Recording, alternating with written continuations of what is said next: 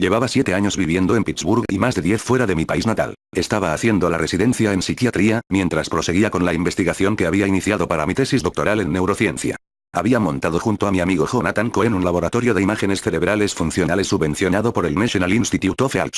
Nuestro objetivo era desentrañar los mecanismos del pensamiento, observando lo que sucede dentro del cerebro. Jamás habría imaginado lo que aquella investigación iba a desvelar. Mi propia enfermedad. Jonathan y yo teníamos una relación muy estrecha. Los dos habíamos hecho medicina y nos habíamos especializado en psiquiatría. Los dos estábamos cursando el doctorado por la Universidad de Pittsburgh. Él procedía del cosmopolita mundo de San Francisco y yo de París, previa escala en Montreal. Y allí habíamos ido a parar los dos, a Pittsburgh, una ciudad perdida en el corazón de América, un lugar extraño tanto para él como para mí. Acabábamos de publicar un estudio en la prestigiosa Psychological Review sobre el papel del córtex prefrontal, una zona del cerebro bastante poco estudiada y que sirve para asociar la consciencia del pasado y la del futuro. A raíz de las simulaciones que habíamos hecho, en el ordenador, del comportamiento cerebral, proponíamos una nueva teoría psicológica. Nuestro artículo generó cierto revuelo, gracias a lo cual conseguimos sendas becas del Estado y, aun siendo solo estudiantes, montamos el laboratorio de investigación. Para Jonathan, las simulaciones por ordenador ya no eran suficientes si queríamos avanzar en este campo. Teníamos que poner a prueba nuestras teorías, observando directamente el funcionamiento cerebral con tecnología punta, en concreto a través de imagen por resonancia magnética funcional, MRI en sus siglas en inglés. En aquel entonces esta técnica estaba aún en mantillas. Solo había escáneres de alta precisión en los centros de investigación más punteros. Los escáneres de hospital eran mucho más comunes, pero también significativamente menos precisos. Concretamente, nadie había sido capaz de medir la actividad del córtex prefrontal, el objeto de nuestras investigaciones, con un escáner de hospital. Por cierto que, en comparación con el córtex visual, cuyas variaciones son muy fáciles de medir, el córtex prefrontal es muy difícil de observar en acción. Para que su actividad se plasmase en imágenes por resonancia, había que inventarse tareas con las que engatusarlo y sacarlo a la palestra. En esa misma época un joven físico especializado en técnicas MRI ideó un método de registro de imágenes que podría servirnos para salvar aquel obstáculo. Se llamaba Doug, y nuestro hospital, para que pudiésemos probar nuestras teorías, accedió a prestarnos su escáner fuera del horario de consultas, entre las 8 de la tarde y las 11 de la noche. Mientras Doug iba perfeccionando su idea, Jonathan y yo ingeniábamos tareas mentales para estimular al máximo esta área del cerebro. Tras una serie de fracasos, logramos captar en nuestros monitores el famoso córtex prefrontal en acción. Fue un instante único, la culminación de una fase de ardua investigación, tanto más ilusionante por cuanto formaba parte de nuestra amistad. Éramos un poco arrogantes, he de reconocerlo. Éramos unos treintañeros, acabábamos de sacarnos el doctorado y ya teníamos nuestro propio laboratorio. Con nuestra novedosa teoría que a todo el mundo interesaba, Jonathan y yo éramos dos estrellas nacientes de la psiquiatría estadounidense. Habíamos logrado dominar la tecnología más avanzada, que aún no utilizaba nadie. La psiquiatría universitaria estaba poco familiarizada con las simulaciones por ordenador de las redes nerviosas o con la técnica de la resonancia magnética funcional del cerebro. Para colmo, aquel año el profesor Louis Blocher, la figura más destacada de la psiquiatría francesa del momento, nos invitó a Jonathan y a mí a dirigir un seminario en el Hospital La Pitié-Salpêtrière de París, donde Freud había estudiado con Charcot. Durante 2 días, ante un auditorio compuesto por psiquiatras y neurocientíficos franceses, explicamos la utilidad de las simulaciones informáticas de las redes nerviosas para comprender los mecanismos psicológicos y patológicos. Con 30 años, eran motivos de sobra para sentirnos orgullosos. Yo vivía la vida a tope, o un tipo de vida que hoy en día me parece un tanto extraña. Bastante seguro del éxito, con confianza absoluta en la ciencia pura y dura, no me interesaba realmente tener contacto con pacientes. Como estaba tan ocupado con la residencia en psiquiatría y con el trabajo de investigación en el laboratorio, procuraba hacer la menor cantidad de trabajo clínico posible. Recuerdo la vez que me tocó una rotación concreta del programa de formación que no me quedó más remedio que hacer. Como casi todos los residentes, la idea no me volvió loco. Bastante trabajo tenía ya, y además ni siquiera era una actividad de psiquiatría de verdad. Se trataba de pasarse 6 meses en el Hospital General, pendiente de los problemas psicológicos de pacientes hospitalizados por problemas físicos. Los habían operado para ponerles un bypass coronario, o para un trasplante de hígado, o tenían cáncer, lupus, esclerosis múltiple. Yo no tenía ninguna gana de hacer una rotación que me iba a impedir seguir trabajando en mi laboratorio. Además, toda esa gente con problemas médicos no me interesaban lo más mínimo.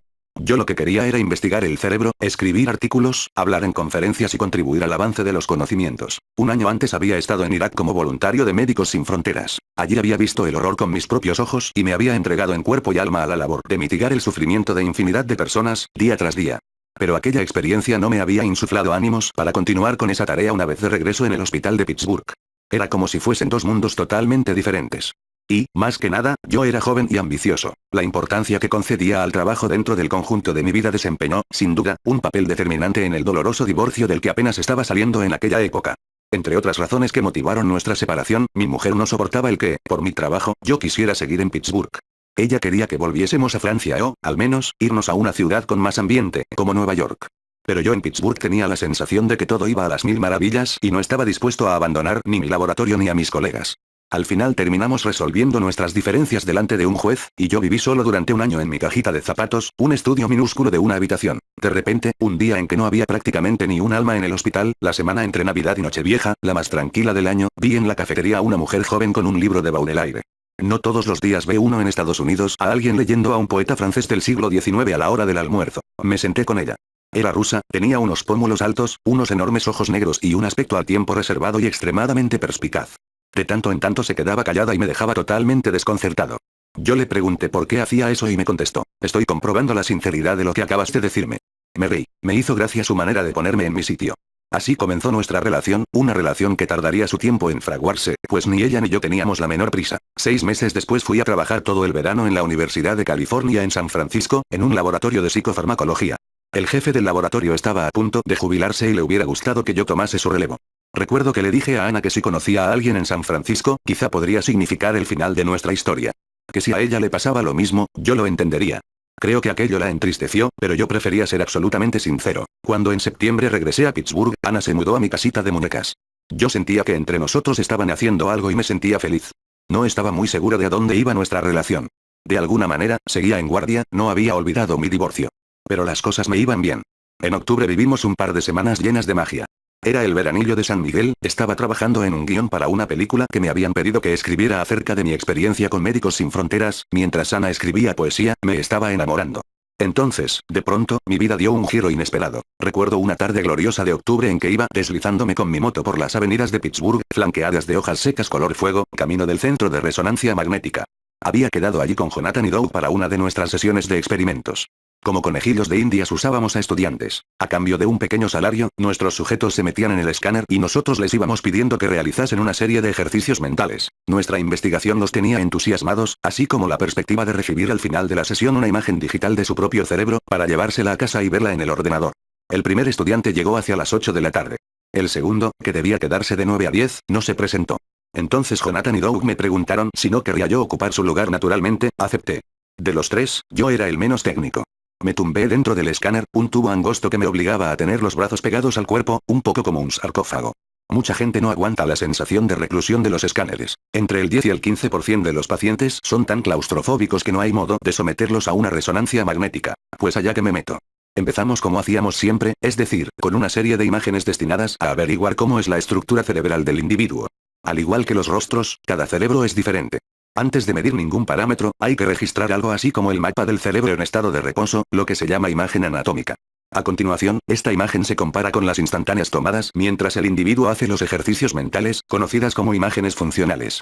Durante todo este proceso el escáner emite unos sonidos muy fuertes, como si alguien estuviera golpeando el suelo con una vara metálica repetidamente. Dichos sonidos se corresponden con los movimientos del imán electrónico que se conecta y se desconecta a toda velocidad para inducir variaciones en el campo magnético del cerebro. El ritmo de los estrépitos varía dependiendo de si se trata de imágenes anatómicas o funcionales. Por lo que oigo, Jonathan y Doug están tomando las imágenes anatómicas de mi cerebro. La fase anatómica termina a los 10 minutos. En las pantallitas que quedan justo encima de mis ojos espero ver a continuación el ejercicio mental que hemos programado para estimular la actividad del córtex prefrontal, lo cual constituye el objeto de nuestro experimento.